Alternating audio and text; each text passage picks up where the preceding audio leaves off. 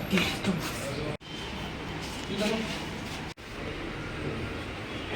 সময় আমাদের কাছে একটা খবর আসে যে কিছু সংখ্যক গাঁজা পাচারকারী তারা ট্রেনের মাধ্যমে যুগনগর রেল স্টেশনে আসবে এবং তারা এটা এই গাঁজাগুলি আমাদের ত্রিপুরা থেকে অন্য স্টেটে পাচার করার জন্য ট্রেনের মাধ্যমে তারা আসছে।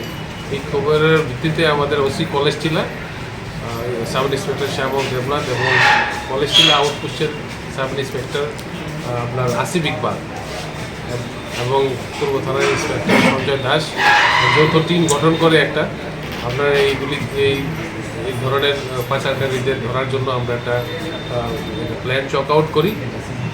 এরই ভিত্তিতে আমরা তাদেরকে যুগন্নগরের রেল স্টেশনের পার্শ্ববর্তী অঞ্চল থেকে গ্রেপ্তার করতে সক্ষম হই দুজনকে।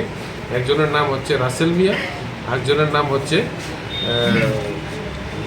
কমল কৃষ্ণ দে। রাসেল মিয়ার বাড়ি হচ্ছে আপনার সোনামুড়া, আর কমল কৃষ্ণদের বাড়ি হচ্ছে মরানা। তো তাদেরকে আমরা গ্রেপ্তার করি, আনুমানিক 35 কেজি গাঁজা আমরা সিজ করি এবং একটি NDPS ধারা মামলা নিয়ে আজকে তাদেরকে আমরা আদালতে প্রডিউস করব। তো আদালতে আমরা রিমান্ড প্রেয়ার করব। তাদেরকে জিজ্ঞাসাবাদ করে আমরা আশাবাদী আরও অনেকের নাম বেরিয়ে আসবে যারা এই গাঁজা পাচারের সঙ্গে যুক্ত, এই আন্তঃরাজ্য বা গাঁজা পাচার চক্রের সঙ্গে যুক্ত। তাদের নাম বেরিয়ে আসলে আমরা তাদের বিরুদ্ধে অ্যাকশন নেব। কোথায় যাচ্ছিল তারা এখান থেকে? তারা তো একটি চক্র, তারা তো ত্রিপুরা থেকে বাইরের অন্য রাজ্যে যাওয়ার জন্যই চেষ্টা করছিল।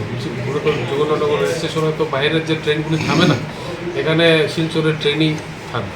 তো এগুলি শিলচর যাওয়ার জন্যই প্ল্যান করছে।